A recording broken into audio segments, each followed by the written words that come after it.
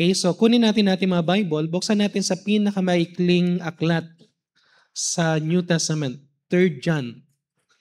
3 John, no? Basahin natin. Maikli lang naman ito. At least sa Bible reading nyo, ma-check nyo kagad yung isang buong aklat. Amen? Okay, first or 3 John. Pwede tayong tumayo pag nakita nyo na. So hindi po yan hindi po yan John chapter 3 at 3 John, no? At isang chapter lang yan. Okay, isang chapter lang yung pinakano natin kasi magkakasunod dyan. First and second John, tapos third John, tapos meron lang siyang 14 verses. Anong pinakamaikling sa Old Testament?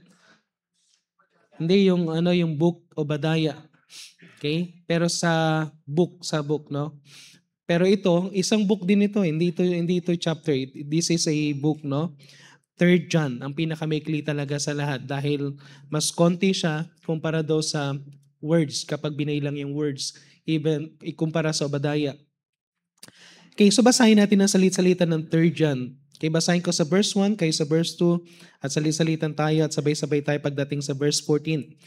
The elder unto the well-beloved Gaius, whom I love in the truth.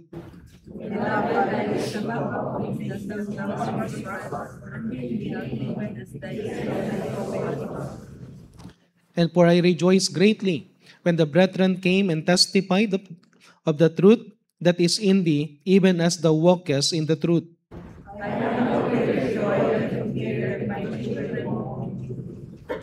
Beloved, thou doest faithfully whatsoever thou doest to the brethren and to the strangers.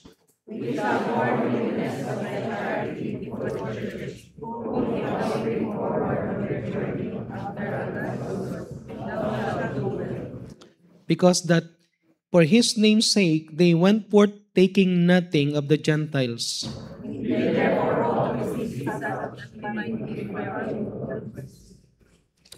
I wrote unto the church, but Diotrephes, who loved to have the preeminence among them, receiveth us not.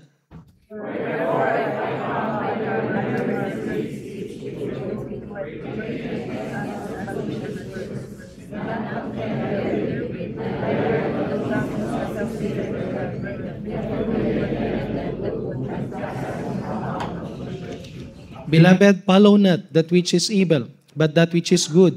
He that doeth good is of God, but he that doeth evil hath not seen God.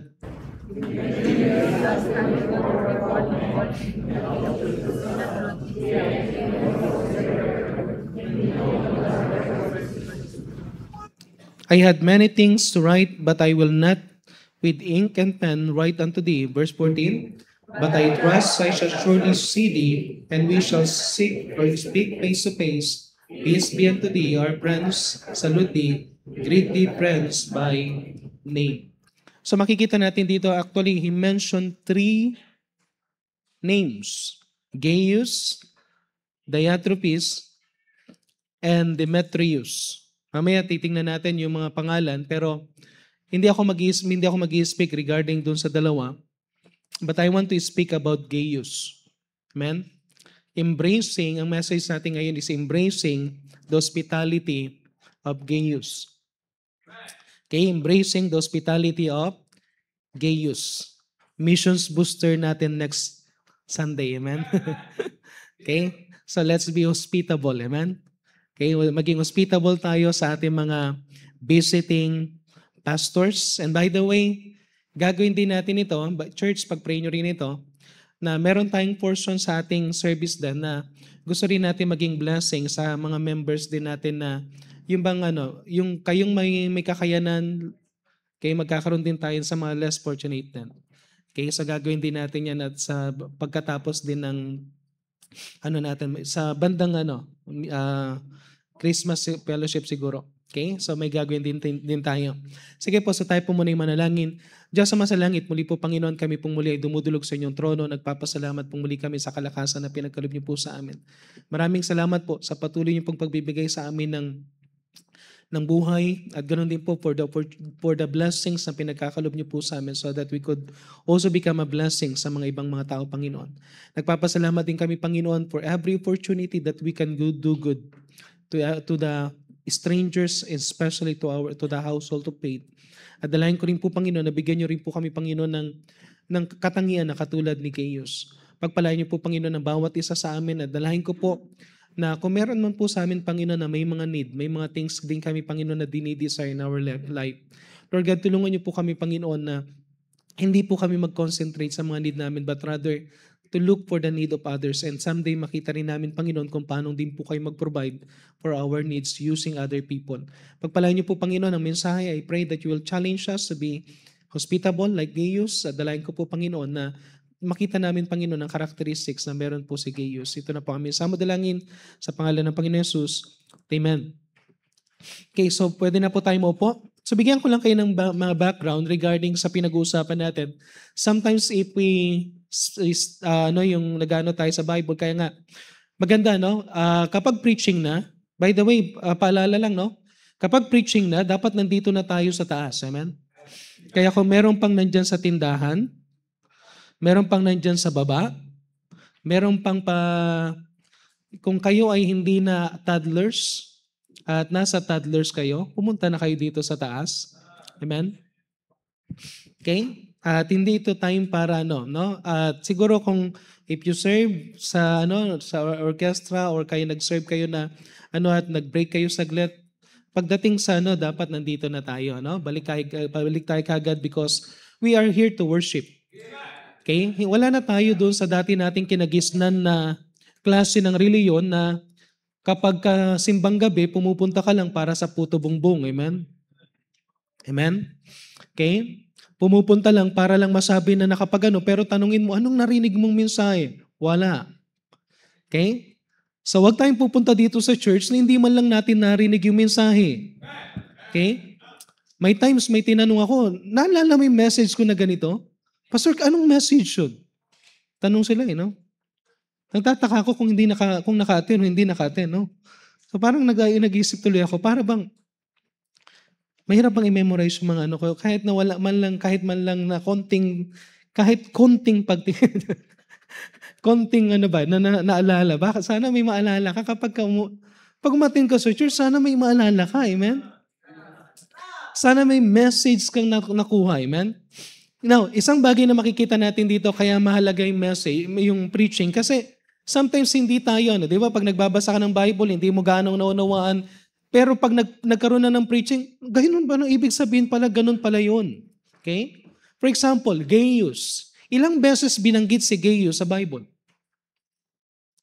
Binanggit ang pangalang Gaius several times sa Bible. But ang problema, hindi lahat ng Gaius na binanggit sa Bible ay isang tao. Okay? May binabanggit si Gaius, may binabanggit si Apostle Paul na Gaius na hindi naman katulad ng binabanggit ni Apostle John. Kasi ang 3rd John ay sinulat ni John.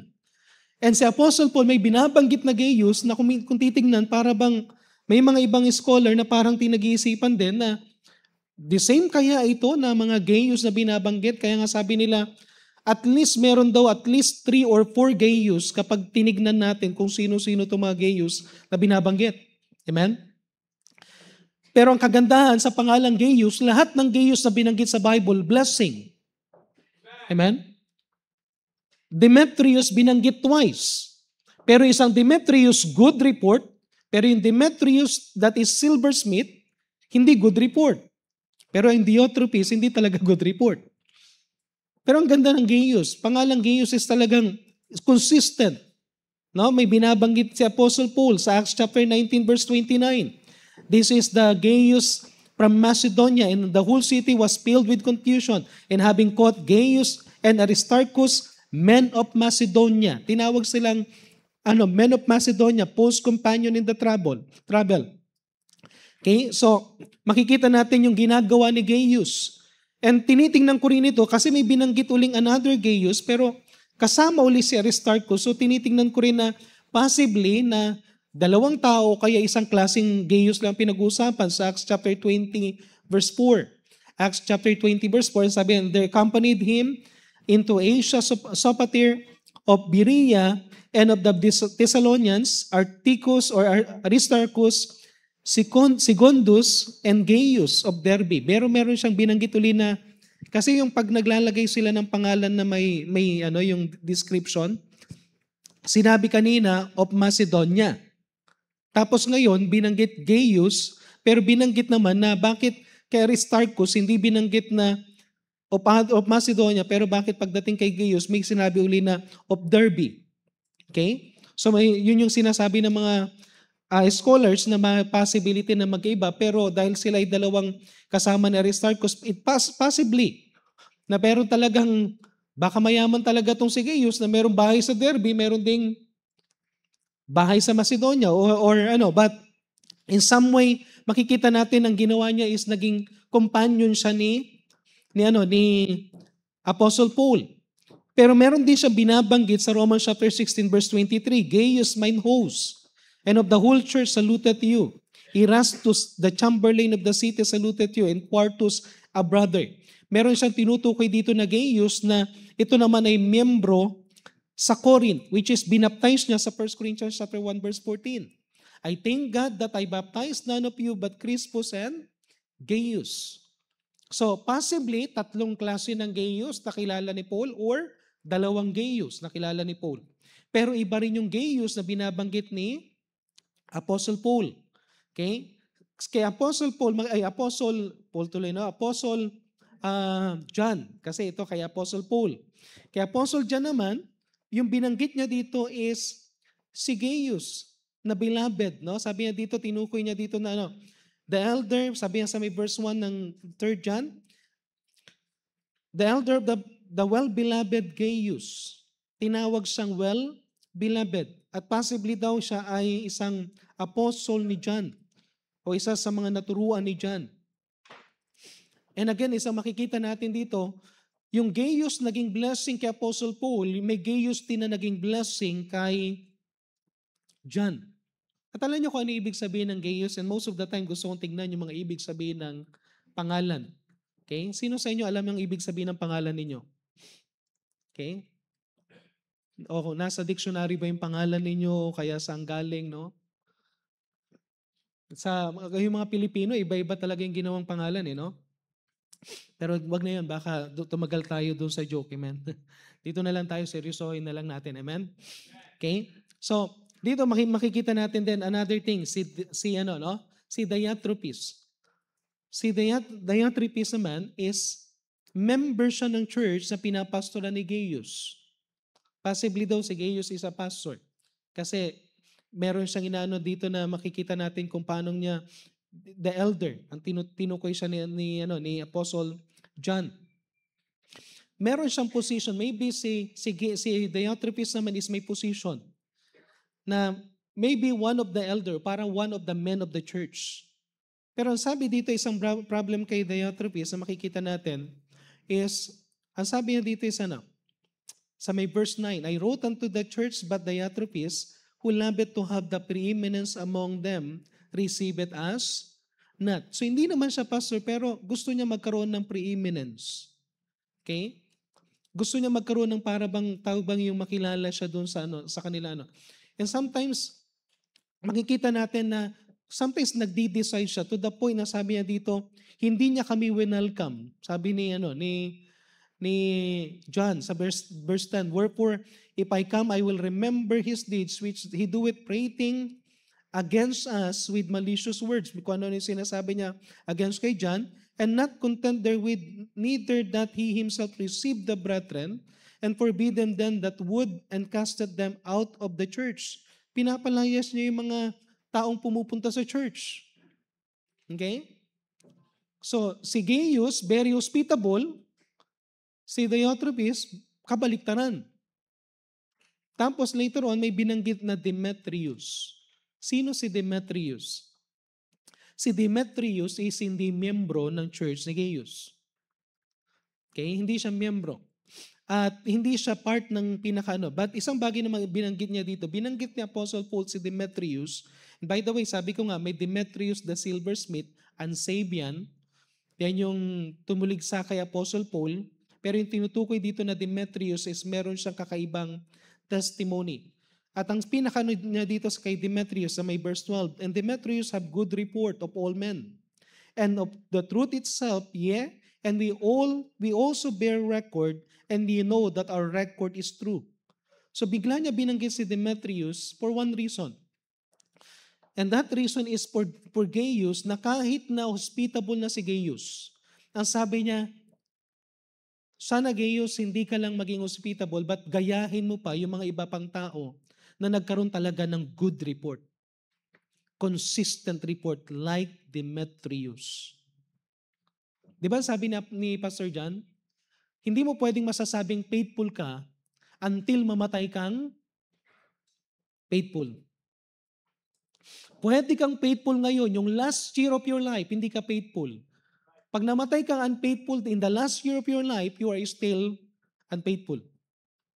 Di ba mas maganda yung namatay ka na faithful? Para pwede mong ilagay sa tomb ng inyong yung lapida. Okay?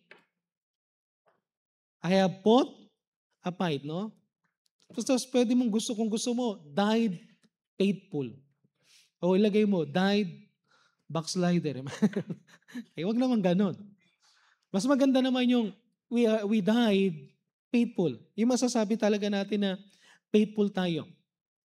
Now, balikan natin si Gaius. Ang pinaka-purpose, so at least nagkakaroon lang kayo ng idea. Para pag gusto nyo magpag-aralan, siguro magandang preaching yan. Mag-preach tayo about Demetrius, doon sa mga estudyante ko sa preaching ideas. Okay? May pwede kang mag-preach patungkol kay Diotrephes. Pwede ka rin mag-preach patungkol kay Gaius. But mag-concentrate tayo kay Gaius. Kasi ang pinaka-purpose ng 3 John, this is the main purpose of this letter or of this epistle. Makikita natin dito ng threefold yung pinaka-ano niya dito. First is to commend Gaius for his hospitality. Okay? That every time na mayroong mga traveling Christians, ang pinaka-ano niya is gusto niyang yung maging yung pinapakita yung hospitality ni Gaius. Pangalawa is para i-condemn at the same time i-correct si Diotrephes. Kasi nakakasira, wala pa ako sa point number 1, Brad. Nakakasira na yung pastor gusto niya maging hospitable yung church, tapos merong Diotrephes na ayaw maging hospitable. Amen?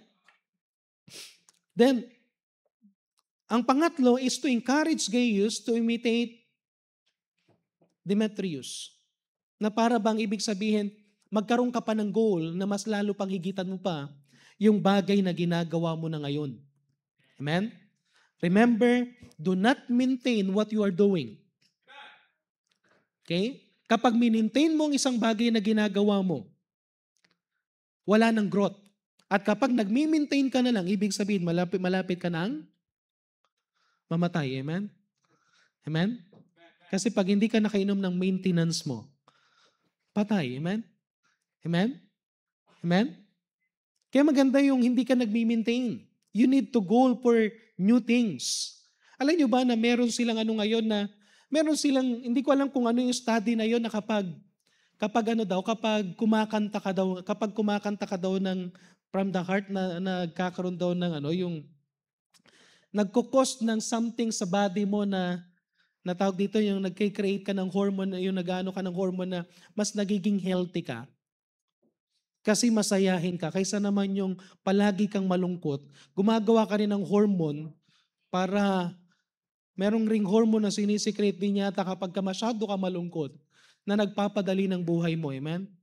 Amen? Okay pa ba kayo? Ano bang gusto nyo? Dumali ang buhay nyo o humaba ang buhay nyo, no? Okay? Dapat masaya ka, amen? Okay? Dapat masaya tayo. Now, tingnan natin, 3 bagay po sa kay Gaius. Gaius, about kanya sa pagiging hospitable ni Gaius. First, be sincerely hospitable. Okay? Be sincerely hospitable. Yung pagiging hospitable natin is being felt by others, especially by strangers, that is done sincerely. Sabi nga dyan sa may 3 John chapter 1, 3 John chapter 1 verses 1 to 4, sabi dito, the elder unto the well-beloved Gaius, whom I love, the truth, or in the truth. Beloved, I wish above all things that thou mayest prosper in health and as thy soul prospereth. Kaya tingnan nyo yung mga prayer ng mga alam nyo, kapag ka maging hospitable ka, pinagpipray ka, amen? Pinagpipray ka ng marami na humaba pang buhay mo kasi hospitable ka eh. Amen? Sino sa inyo pinagpipray niyong maigi yung mga naglilibre sa inyo? Kasi yung pag hindi yung pinagpray yung wala naman lilibre sa inyo. Amen?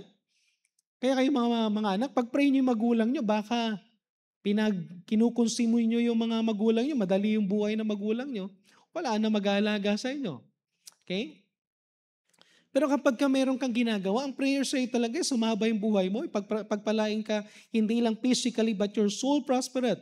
For I rejoiced greatly when the brethren came and testified the truth that is in thee, even as the walk is in the truth, I have no greater joy to hear than my children walk in truth.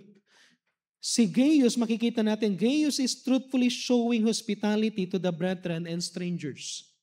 Makikita natin sa kanya na hindi siya nagkukunwari. Sincere siya in doing the good things. Alam nyo, pwede kang magpanggap, pero mahalata ang pagpapanggap mo. Okay? As an unsaved person, it is very natural, no? It is unnatural at very seldom na ma-observe natin sa isang tao na maging hospitable. Pero kapag tayo ay saved, alam niyo, expected sa atin. Expected sa atin. Kasi welcome tayo ng Panginoon. There is always great change kapag may nangyayari sa buhay ng isang tao. Especially pag na-save. Sino sa inyo binago ng Panginoon nang na-save? Sino sa inyo hanggang ngayon, mula noon hanggang ngayon, hindi ka pa rin nagbago? Kasi ako naniniwala, once na na-save ka, may changes.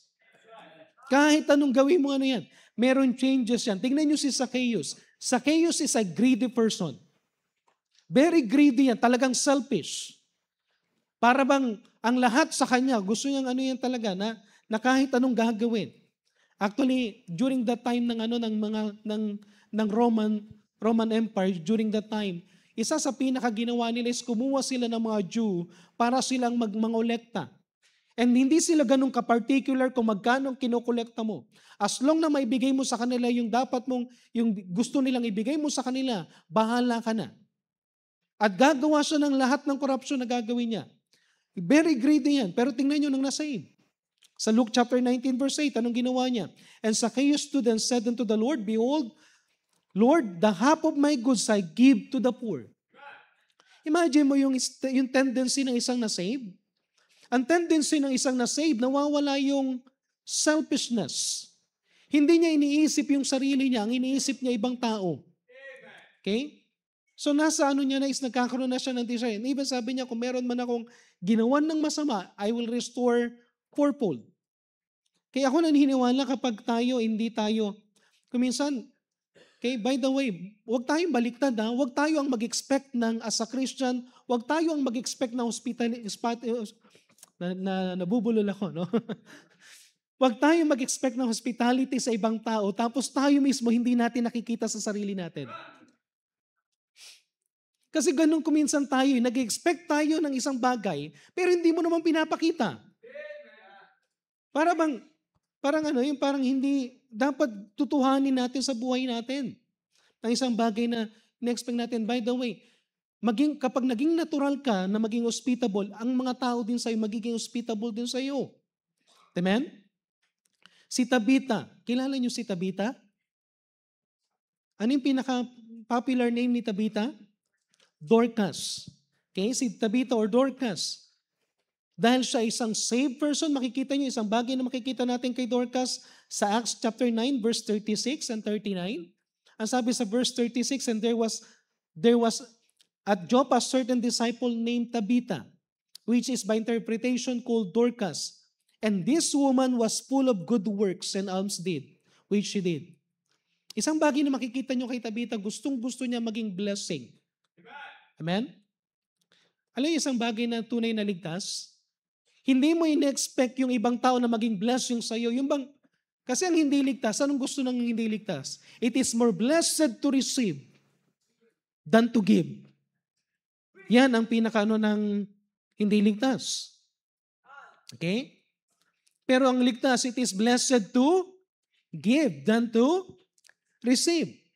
So si Dorcas, makikita niyo ang ginagawa niya at ang pinaka-hobby niya is gumawa ng isang bagay para sa ibang tao. Amen? Grabe, no? Gaano kaya kasaya ang isang tao nang nasa isipan niya lang magpasaya ng tao? Maging blessing sa tao. Alam mo kung ang thinking natin ganito, kung gusto mo ganito, pasayahin ka ng tao, hindi ka magiging masaya. Kasi most of the time, hindi ganun ang i-expect mo. Amen? Hindi mo makukontrol ang ibang tao, pero pwede mong kontrolin ang sarili mo to become a blessing.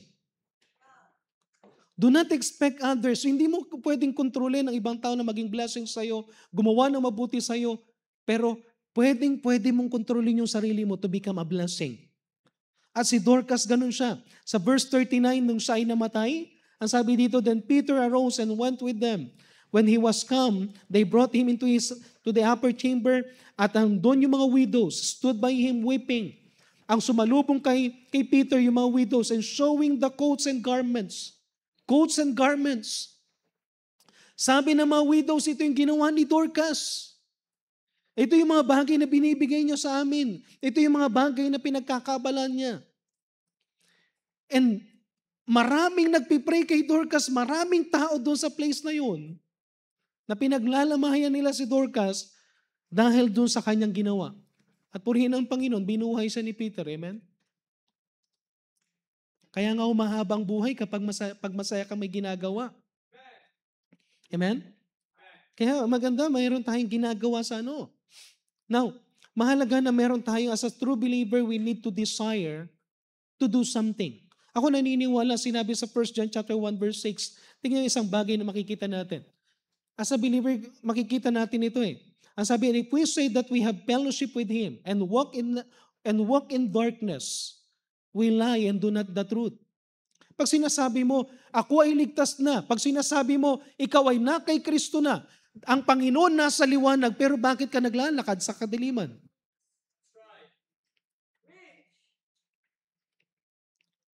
Amen? Ang Diyos, ang Panginoon, pinatawad tayo. Tayo hindi marunong patawad. Ang Diyos kahit sinasaktan siya, minamahal niya pa rin yung tao, pero tayo baliktad. Sometimes sinasaktan natin yung nagmamahal sa atin. No? Baliktad, ano? Alam yung kailangan nating ano? Makita natin na, ang sabi niya, but if we walk in the light as He is in the light, we have fellowship one with another, and the blood of Jesus Christ, His Son, cleanseth us from all sin. Kung tunay tayo nakikipag-fellowship sa Panginoon, we are walking in the light, we are doing the same thing na gusto ng Panginoon. And I think yung pagiging sincere natin and pagiging hospitable, lalabas yan. Amen? Lalabas siya ng kusa. Pero sabi ko nga, parang ganito yan. You need to desire it to be hospitable. Parang ano yan eh, parang sino sa inyo gusto nyo maraming kaibigan? Gusto nyo magkaroon ng maraming kaibigan? Payo ng Bible, Proverbs 18 verse 24. Tingnan nyo yung sinasabi ng salita na yung Diyos. Proverbs chapter 18 verse 24. Basahin nga natin ang sabay-sabay. A man that hath friends must show himself friendly, and there is a friend that sticketh closer than a brother. Gusto mo makahanap ng best friend? Gusto mo magkaroon ng totoong kaibigan? Simple lang. Maging tutukang kaibigan. Hindi ka magkakaroon ng kaibigan kung hindi ka pala kaibigan. Sino ang gusto makipagkaibigan sa isang taong palagi nakasimangot? Amen? Kaya umiti kayo pag nasa church kayo. Baka kayo walang lumalapit sa inyo at makipagkilala kasi every time na nakikita ko siya, nakasimangot. No? Amen? Kaya sabi niya, Pastor, ayaw ko makipagkaibigan dun kasi every time na nakikita ko siya sa church, tulog. Okay? Kaya pala hindi mo napapansin yung gusto makipag-ibigan sa'yo eh, no? Nasa panaginip ka eh, no? Okay, managinip dito sa church, amen? Amen? Mag-ingat kayo kapag nakatulog kayo sa church, baka managinip ka, magsalita ka, mabuking ka. Bigla ka na naginip sa letrang B. No. Nasa church ka, no? Tapos biglang Bible, no? Okay? Ingat tayo. Okay? So, hindi mo maididemand others to be friendly if you are not also friendly. Hindi babalik sa iyo yung pagkakaroon ng hindi maipapakita sa iyo yung hospitality ng iba kung ikaw mismo hindi ka hospitable. At kung nagpapanggap ka lang, halata rin. Kaya nga sabi ko, sincerely. Yung pagiging hospitable natin sincerely, pag may gagawin ka sa isang tao, do it na merong talagang saya. Alam niyo bang ibig sabihin ng gaius? Di ba sabi ko, nakalimutan kong sabihin yung gaius, no? Ang ibig sabihin ng gaius, pag tinignan niyo sa pinaka-Latin, niya sa Greek, yung pagkakatranslate sa Latin ng Greek word niya, is to rejoice and to be glad. To rejoice and to be glad.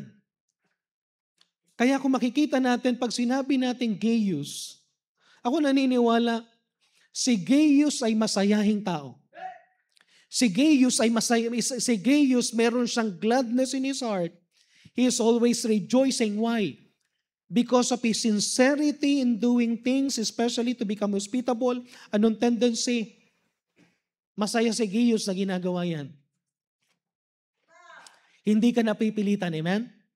Amen?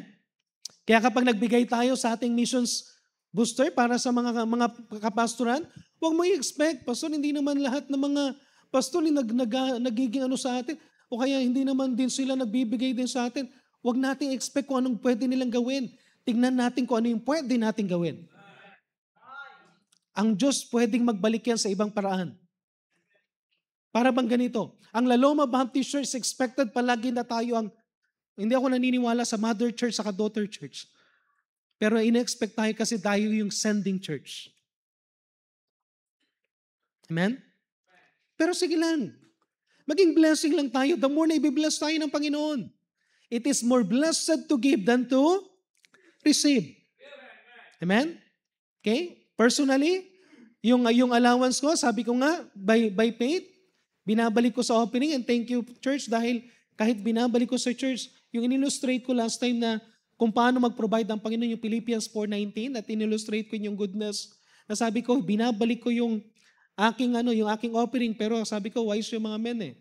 Sabi ko, in-illustrate ko kayo sa na binigyan nyo in-increase nyo yung support ko, pero hindi na yung support ko, kundi sa mga bata, para hindi ko magastos.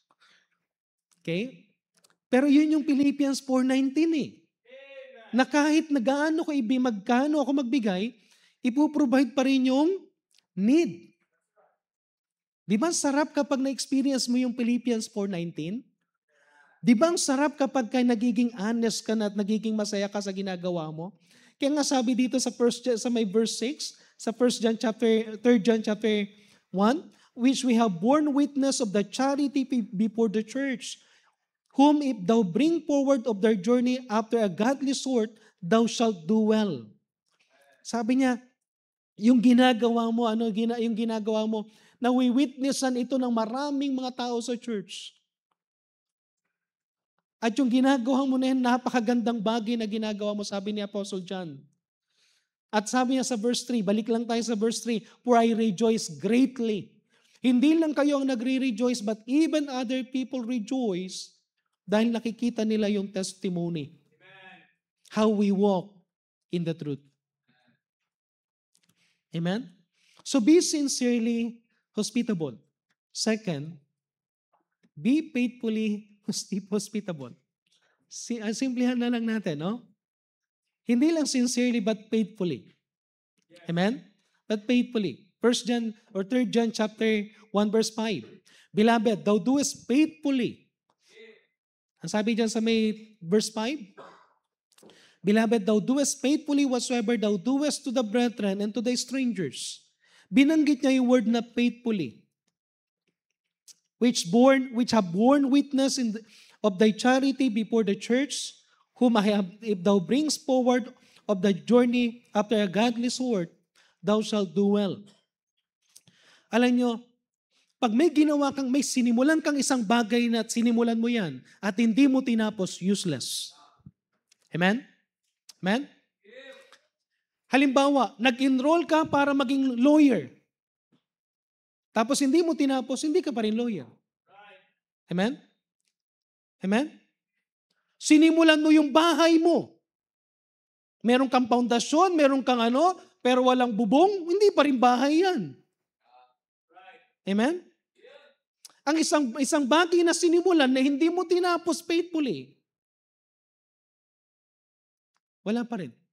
Kaya nga sabi ko, pagka hindi ka namatay na faithful, hindi ka pa rin tatawagin faithful. Amen? Kaya ang hirap, Gusto mo matay ng faithful? Maging habit mo na maging faithful. So, mere hospitality, ko lang to, nilagay ko itong na to at naghanap ako ng rhyme para mere hospitality is exemplary, pero yung faithful hospitality is a legacy. Magandang example ng pagkakapagiging hospitable. Pero yung faithful ka na magiging hospitable, legacy yan. Pangahawakan yan. Makikita yan na hindi lang to act of once, o kaya hindi lang ito act for several times, kundi ito ay lifestyle. Amen? Gawin nating lifestyle. Huwag kang huminto. Once na ginawa mo, huwag kang panghinaan. Amen? Amen? Okay pa ba kayo? Okay? Sometimes, kuminsan, nadi-discourage tayo. Ako personally, pagka medyo may mga inisip ako, na-discourage ako, mabilis bumaba yung resistensya. Okay? Pero isang bagay na kailangan natin makita, kailangan natin maging faithful. Lord, hindi ko alam kung paano ko ito patuloy na gagawin, patuloy namin gagawin, pero gusto namin ituloy. Amen? Amen? Amen? Dapat lang ituloy. Amen? 1 Corinthians chapter 15, verse 58, therefore, my beloved brethren, be steadfast. Ano ibig sabihin ng steadfast? Faithful ka. Huwag kang titigil. Amen? Amen? Unmovable. Walang makakapaggalaw sa'yo na walang makakapaghinto sa'yo, always abounding in the work of the Lord, for as much as you know that your labor is not in vain in the Lord. So steadfastness and faithfulness is very important. It will make a difference. Pwede tayong maging hospitable ngayon. Pwede tayong naging blessing for several years. But if we stop becoming blessing this year, next year, for the next year hanggat hindi dumating ang Panginoon, hindi pa rin tayo matatawag na faithful na naging blessing. So I pray na kung ano man ang sinimulan natin sa faith promise natin, sa mission booster natin, sa ginagawa natin sa Panginoon, gawin mo na yan, ilagay mo na yan sa sarili mo. I want to dedicate myself faithfully na gagawin ko to hanggang dumating ang Panginoon. Amen? Hindi na ako magpapatinag. Tandaan nyo to, malapit nang dumating ang Panginoon. By the way, hindi ko kayo tatakutin para sumunod. Hindi ko ipapangaral dito yung outer darkness para sumunod kayo. Dahil hindi ako personally naniniwala doon sa na yun. Pero simple lang. Ibang-iba pagdating sa judgment seat of Christ, hindi tayo nahihiya pagdating sa Panginoon. Because we remain faithful. One time, i-preach ko yung judgment seat. Alam ko, narinig nyo na several times yung judgment seat of Christ. But I pray na ma-encourage ka na someday pupunta tayo sa harapan ng Panginoon. We will be judged. We will be accountable for everything. Pero yung sarap pumunta sa harapan ng Panginoon, Lord, faithful ako sa lahat ng ginawa ko sa iyo. In everything. Amen? Amen? Sino sa inyo Gusto nyo at least one time in your life, nabasa mo yung buong Bible. Baka ilang beses na tayong nagbigay ng read the Bible throughout the year. Hanggang ngayon, nagsimula ka sa Genesis.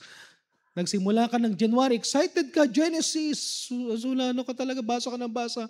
Pagdating ng February, hindi ka na nagbabasa. Pagdating ng December, naalala mo. Tapos ang babasahin mo na Revelation. No? So ilan ang nababasa mo palagi? Genesis to Revelation. Yun lang dalawa. Pero wala yung 64 books. Okay?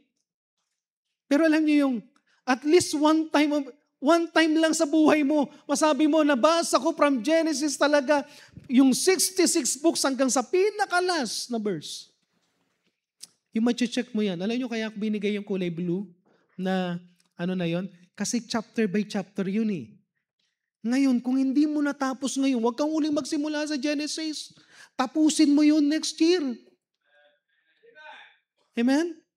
Amen? Amen? Okay? Pag may sinimulan ka, talagang tapusin mo.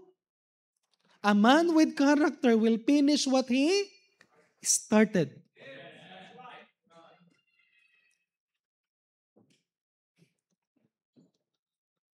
Kaya, maging ano lang tayo. Maging steadfast tayo sa Panginoon. Do not stop doing something. Someday, tinitingnan ko yung faith promise natin, next year ba tataasan uli natin yan? Pag hindi natin tinasan yan, hindi tayo faithful. Pag hindi natin tinuloy yung ginagawa natin, pag ang attendance natin hindi tataas next year, hindi tayo faithful. Pag hindi ka nag-grow personally at dati nakaupo ka tapos hanggang ngayon nakaupo ka pa rin, wala kang ginagawa sa church, hindi ka faithful. Yung matagal ka nang nakikinig, pero instead na mag-grow ka spiritually, anong nangyayari sa'yo? Nababarkada ka. Nakakalungkot isipin, may mga iba dito nakikinig, pero mas malakas ang impluwensya ng kaibigan na instead na nagbabasa ng Bible, makikita mo nagbe-vape kung saan-saan. Kristiyano pero nagbe-vape.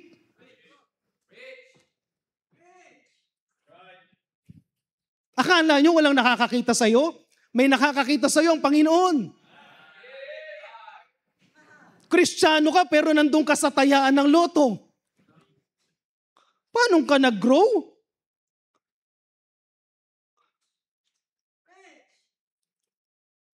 Kristiyano ka tapos nakaupo ka dun sa naglalasingan? Pastor, soft drinks naman ang iniinom ko. Ang sabi sa Psalms, kahit umupo, hindi ka pwede.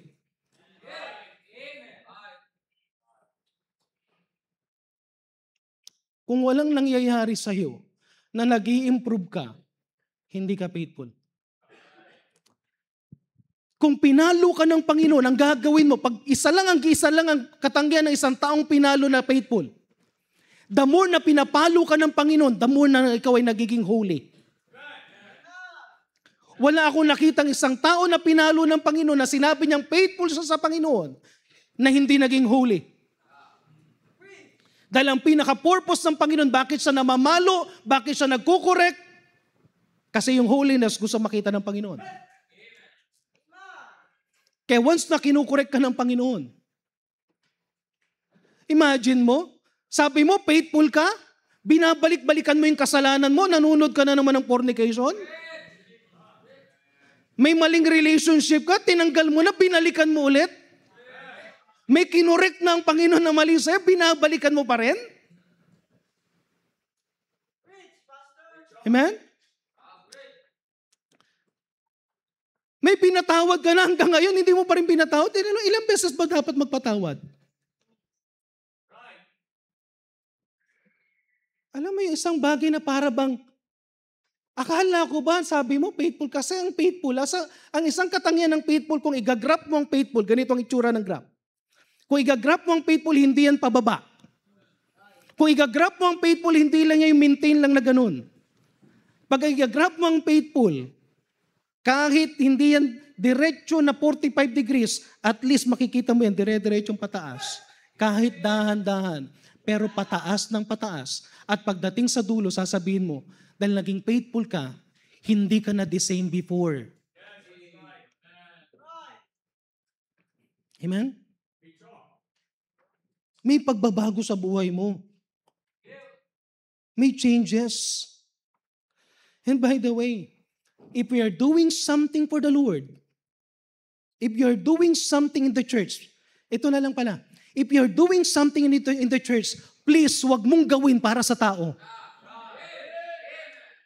Walang reward kapag ginawa mo para sa tao. Gawin mo ng audience mo ang Diyos. Tingnan nyo ang Mark chapter 9 verse 41. Mark chapter 9 verse 41. Sa Mark chapter 9 verse 41, gusto ko i-emphasize dito, hindi yung binibigay mong sacrifice. If He gave a cup of water to drink, hindi ko gustong i-emphasize yung sacrifice na ginagawa mo. Ang gusto ko i-emphasize dyan, you are sacrificing kanino pangalan? In my name, sabi ng Panginoon. Make sure that if you are doing something, you are doing it in the name of the Lord Jesus Christ. Useless ang sacrifice mo if you are not doing it in His name. You will lose your reward kapag ginagawa mo yan dahil sa tao. Yung nabubuhay ka para marinig mo yung praise ng tao, nabubuhay ka para i-gain mo yung ano ng tao, mapoprostrate ka lang. Dahil ulitin ko, hindi mo kayang kontrolin ng tao. Hindi mo kahit pilitin mong mahalin ka ng tao, hindi mo pwedeng ano yan. Ang Diyos ang pwedeng makagawa niyan. Ang kailangan mo lang gawin, if you're doing something, do it in His name. Do it in His name. So pag naging hospitable tayo, do it faithfully. Amen? Galatians chapter 6 verse 9, bakit kapag ginawa natin ito faithfully? Galatians chapter 6 verse 9, and let us not be weary in well-doing. Huwag kang manghinayang. Huwag kang malupaypay. For in due season, we shall reap if we faint not. Amen? We shall reap if we faint not. Ang isang bagay, gusto mo magkaroon ng resulta ang bagay na ginagawa mo? Consistently, gawin mo lang. Pastor, kahit hindi ka napapansin, yes.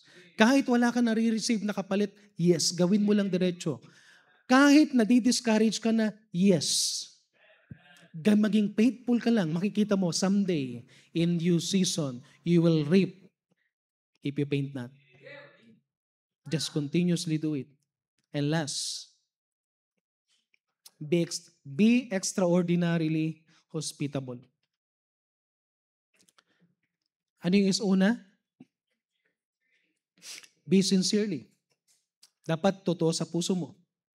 Be faithfully, dapat continuous. Be extraordinarily hospitable, ibig sabihin, you need to aim more. Meron siyang binanggit dito na 2 tao. Sino yung una niyang binanggit na tao pagkatapos kay Gaius? Meron siyang binanggit si Apostle Paul, sinulatan niya si Gaius, binanggit niya yung 2 tao, si Diotrephes and Demetrius. Okay. Alam niyo isang bagay na gustong sabihin ni Apostle John sa kanya? Gaius, make sure huwag kang maging katulad ni Diotrephes. Make sure na huwag kang maging katulad ni Diotrephes. Ang pangalang Diotrephes, ang ibig sabihin, na-associate ang Diotrephes sa pride. Kapag may ginagawa ka na, nagiging ka ng proud. Okay? Kapag nagkaroon ka ng posisyon, feeling mo, ang taas-taas mo na. Okay? Alam niyo, nagkaroon kami ng Blitz Seminar. Ano yung Blitz Seminar? Basic Literacy Intervention Training System. Blitz. Sa sobrang yung sa sobrang consciousness sa pagpo-pronounce ngayon, mali-mali na yung mga pronunciation namin. Sila na. Sometimes, wala namang masama na maturuan kang mag-pronounce. Pero baka mag-ingat kayo. Baka kuminsan, kayo na mismo magsabihan na, "Oh Brad, mali yung..." Tapos, okay lang sana, ganito dapat yan. Pero yung tatawanan mo secretly, parang hindi ka naging matalino para tawanan mo yung iba. Amen? Kundi para maging blessing ka sa iba. Kung bless ka ng Panginoon, lalo ka maging blessing. Kung pinatalino ka ng Panginoon sa mathematics, turuan mo yung mahina sa mathematics. Huwag mong pakopyahin. Ang sabi ko, turuan. Huwag mo ibigay yung LBCA, huwag binibigay ang answer. Okay? Baka tinuruan mo lahat ng sagot sa final exam. Si Diotrephes is a proud person. He is not a pastor, pero ang gusto niya, para siyang mas pinakamataas. He is against hospitality. He is against sacrificing for others. He is very selfish person. He cannot adjust himself para maging blessing sa ibang tao. Ganon si Diotrephes. Imagine mo, maglalagay tayo ng, siguro doon sa church nila Gaius, dahil si Gaius very hospitable, siguro nilagay ni Gaius sa kanilang church, the church where everybody is welcome. Tapos ang sasalubong si Diotrephes. Anong tendency pag si Diotrephes ang sumalubong? Sira lahat ang testimony ng church. Imagine mo pa, even si John, na nagsimula siguro, tumulong magsimula sa gawain, ayaw papasukin. Yung mga ibang kapatiran, ayaw papasukin. Ito yung mga klase ng tao na, wag naman sana tayo magkaroon ng attitude na ganito ha. May missionary na naman. Special offering na naman. Hindi, ito na naman yung mga pastor na, bakit na naman may special, meron na naman inimbita na pastor na special offering na naman. Alam niyo kung ganun tayo, ingat tayo, baka tayo si Diotrephes. O kaya Diotrephes. No? Huwag tayo maging katulad ni Diotrephes. Sinasabihan lang ni Apostle John, do not be like Diotrephes. He is a critical person, negative thinker. Wala siyang nakikitang positive things. Amen? Alam niyo yung, kapag ganito rin tayo, no? Diotrephes din tayo kung ganito tayo. Bakit pa ako magta-tithes? Bakit pa ako magbibigay dyan? Merong isang nag-graduate dito na nagsabi ganito. Kung alam ko lang na ganun ang sinabi niya, hindi namin pinag-graduate. Amen? Sinabi niya to. Bakit pa ako magbibigay sa faith promise samantalang ako rin may need?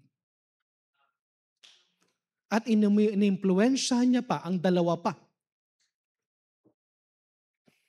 Na nung lumabas yung dalawa tuloy, hindi ko alam kung talagang may faith promise sila.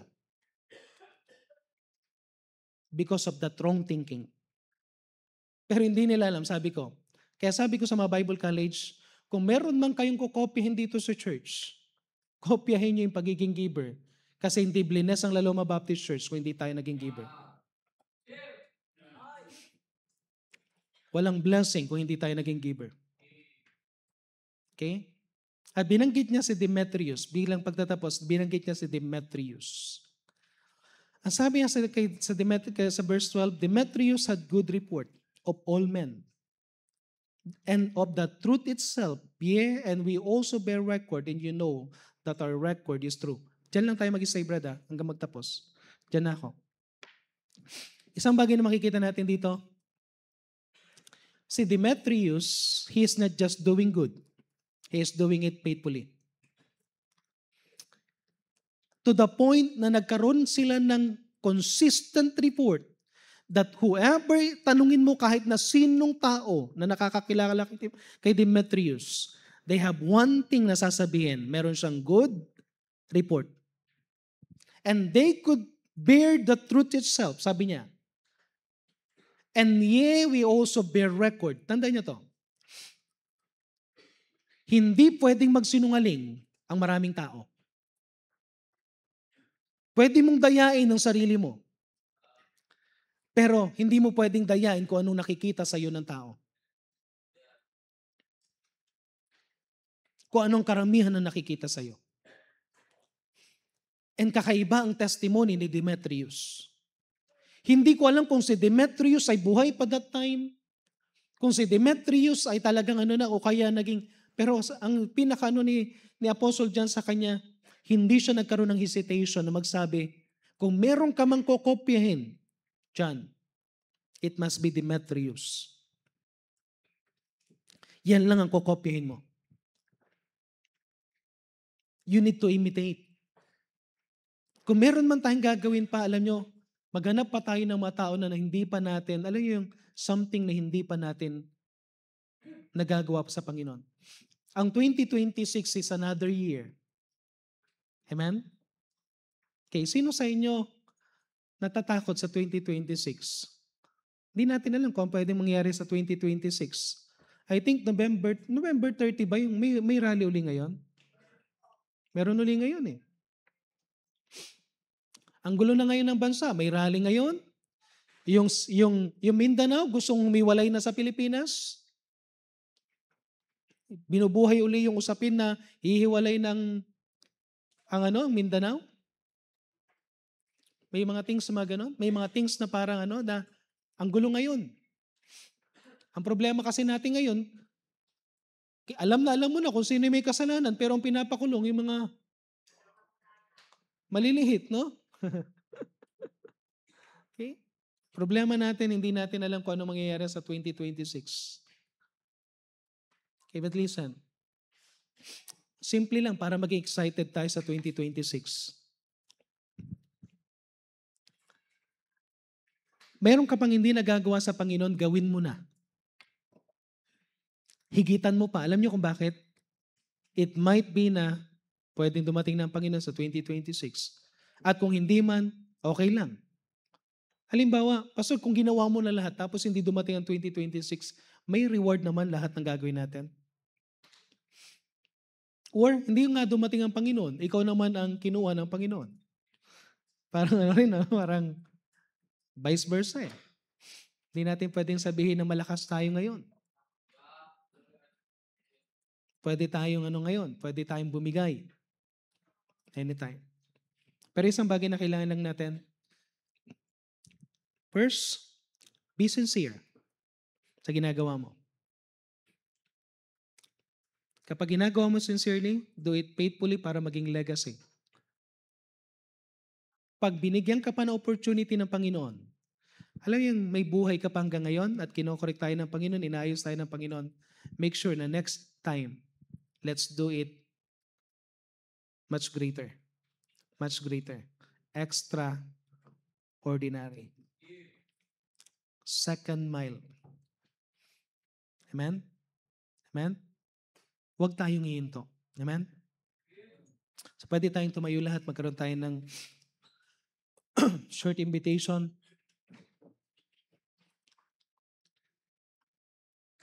This is the shortest book in the Bible written to a certain person, Gaius.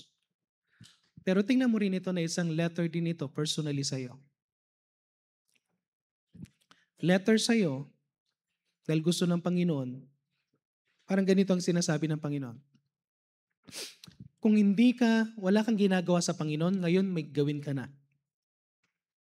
Pero ang message talaga kay Gaius, parang sinasabi ng Panginoon kay Gaius, Gaius, ang ganda na ng ginagawa mo.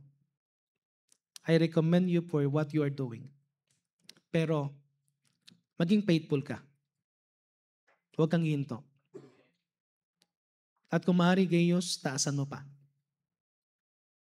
Gumaya ka pa ng mga tao na mas greater sa testimony mo. Amen? So, hindi ko alam kung anong pinangusap sa atin ng Panginoon. It might be na pwedeng pakiyok ang ulo, pakikpikit ang mata habang tumutugtog ang ating pianist. It might be na may ginagawa ka na at nangihina ka, nadi-discourage ka, then sabi ng Panginoon sa iyo is, just be faithful. Just be faithful. Wala kang nakikitang result ngayon, just be faithful. Kung kinausap ka ng Panginoon, pwede ka pumunta dito sa harapan. Pag tumutugtog ang ating pianist na kakaroon tayo usapin mo ang Panginoon. Now, if sa tingin mo wala ka pang ginagawa, then do something. At isang bagay din, kung kinokorek tayo ng Panginoon sa isang bagay, meron tinuturo ang Panginoon, then tingnan nyo itong mga isang bagay na ito, no? Alam nyo, isang artist, pag nakikita niyang isang bagay na ginagawa niya hindi na maganda at hindi nagiging maayos, huwag kang manghihinayang kung meron siyang gagawin na parang pagsisira muna para ayusin niya yung masterpiece. Hindi kasiraan kapag merong kinokorek tayo sa ng Panginoon. Hindi kawalan kung meron ding pamamalo sa ating ngayon. Ang gusto lang ng Panginoon, ganito, ayusin na magmula ngayon yung buhay natin. Kaya kung may nire-reveal ang Panginoon na pagkukulang, it might be na may perong pinapakita sa atin na pagkukulang natin sa Panginoon, pagkukulang natin sa family natin, pagkukulang natin sa ministry, pagkukulang mo sa ginagawa mo para sa Panginoon, o anything na nire-reveal ng Panginoon, alam nyo, this is the right time na sabihin natin, Lord, I want to be sincere. Bagamat hospitality ang pinag-uusapan natin dito, pero maging sincere ka na this time gagawin mo na isang bagay for His name. And you will do it faithfully and extraordinarily. Higitan mo pa. Sabihin ko sa inyo, magiging tayong katulad ni Gaius na ibig sabihin to rejoice or to be glad. There is always gladness and rejoicing in being sincere, being faithful, and doing extraordinary. So tayo pa yung manalangin. Let's pray. Heavenly Father, maraming salamat po sa mensahe namin na pakinggan ngayong umaga ito. I-bless po, Panginoon, ang bawat mananampalataya. I-bless po, Panginoon, ang mga pangungusap niyo po, Panginoon. At kung may mga pagkukulang kami, Panginoon, may mga bagay kami na hindi namin lubusang naunawaan, pero nakikita namin ang inyong working. Lord God, tulungan niyo po kami. It might be, Panginoon, na may mga ginagawa kayo, Panginoon, para may balik kami sa tama. And once na may ginagawa na kami na tama, Panginoon, tulungan niyo po kami to be faithful. At once na nagagawa namin ito faithfully, tulungan niyo po kami na umangat pong ulit. To do some extraordinary, to do something greater na kailangan parang namin gawin. Pagpalain niyo po, Panginoon, ang bawat gumawa ng pagpapasya, bawat nanalangin, bawat tao na tumawag sa iyo. I pray na ito po ay naging encouragement po sa bawat isa sa amin. Bless niyo po, Panginoon, ang aming Sunday School. Dalayan ko po na i-bless niyo po ang aming mga teachers as they also teach faithfully, Panginoon, ang inyong salita. At sila po, Panginoon, every time that they will teach, meron silang joy para maramdaman ng mga estudyante that they have joy in serving you. Pagpalain niyo po, Panginoon, ang bawat isa. Bless niyo po, Panginoon, ang lahat ng ito sa pangalan ng Panginoon Jesus. Amen.